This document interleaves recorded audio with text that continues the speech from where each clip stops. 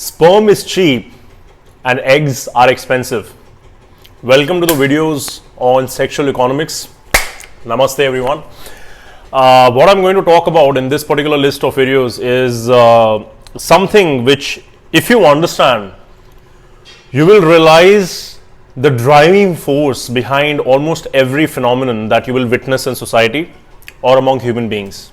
Okay, so you will understand things like why women say no and why men say yes, why men are desperate and women are hard to get. All right, why women pick and choose and men sometimes just take whatever they get, and a lot of other things, such as, let's say, if you see the movie Titanic, you would see that they talk about when the time comes to rescue everybody, that women and children first, they should be the ones to get into the boats. If you look at it in a lot of societies and in a lot of cultures, and like when things like a natural disaster or some kind of emergency occurs, they always say women and children first. Why? All right, we're going to look at the kind of things which make this phenomenon happen, okay, and which drives the behavior of human beings. So what we are going to talk about is sexual economics. And what exactly is sexual economics?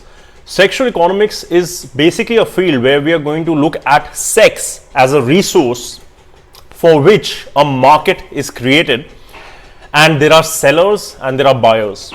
Okay, and what we will try to understand is the cross between the demand and supply and the market that is created around it. So first and foremost, it is very important to notice one simple thing which I said in the beginning, that sperm is cheap and eggs are expensive. Sperm is easily available and in high supply. Eggs are not. All right, what do I mean by this?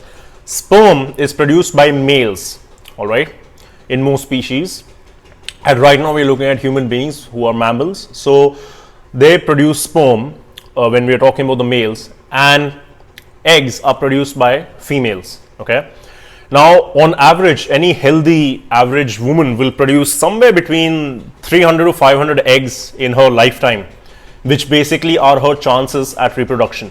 Okay, it takes almost a month to create one egg, so the amount of effort which goes into creating an egg is a lot. All right, and the outcome is very less compared to, let's take men who produce 300 to 400 sperm, probably like in just like a nanosecond, but they produce millions of sperm on a daily basis. So what does that do? The supply is incredibly high, because remember that ultimately, for the sake of reproduction, you only need one of each, one sperm and one egg. Okay, now if you notice the dynamics behind this particular production process, you will notice that there is a huge disparity between the amount of sperm that is available and the number of eggs that are available. All right, by millions to one, that is where the odds kind of come across.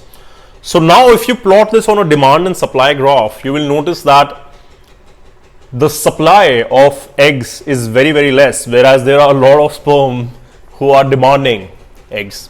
Okay, the next thing I'll talk about over here is that try to remember the evolution video which I put up quite some time ago. I'll put the link here. In that, I spoke about survival and reproduction. Okay, so when we talk about reproduction and when we talk about survival, you need to understand that in terms of evolution, this goes beyond just the individual.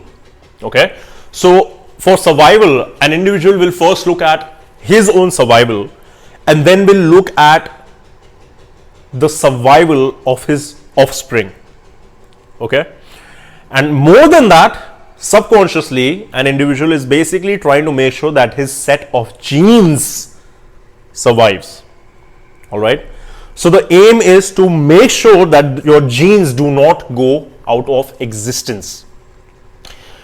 What happens because of this particular biological drive is that the need to reproduce arises, and the need to reproduce in as efficient a way as possible, where you reproduce with as good a mate as possible or as many as possible, and at the same time to make sure that your offspring are also capable of reproducing, okay, so that the genes continue further.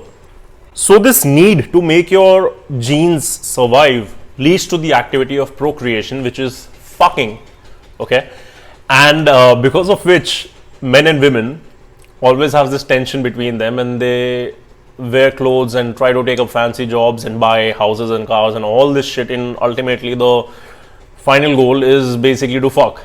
All right, at the end of the day everybody is naked and jizzing all over the fucking place, okay. So we are looking at the biological basis of why this happens, and we are looking at the dynamics which come into play because of the existence of too much sperm and too little, very few eggs, so to speak.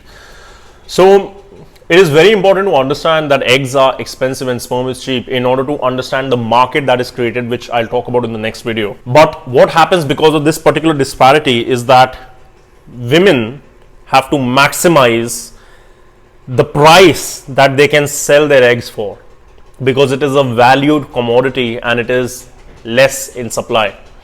All right, whereas men have so much of supply that for them the aim becomes to maximize quantity, okay. So again, because of this disparity, men can kind of spread their seed or their sperm pretty easily as much as possible, whereas women have relatively little chances, or like very few chances at reproduction compared to men. So they have to be extra careful as to whom do they mate with. All right, that is why women are the choosers and men are the ones being chosen. That sucks, by the way. I've never made a mistake like that, but yeah, that's why men are the ones who are chosen. So anyway, for now I just want to keep it to this much. All right, sexual economics, why sperm is expensive and sperm is cheap and eggs are expensive. And what I want you to do is I want you to think how this can have an impact on human beings and the behavior between them and the biodiversity or your environment which you witness around yourself. All right, and in the next video I'm going to talk about sexual market, which is created because of this particular disparity and this demand and supply between males and females. All right, so for now, think about this. Write in the comments what you think will be a result because of this particular disparity, and then let's check if in the next video all of us are able to make sense or not, and if you're able to understand this or not. All right, see you.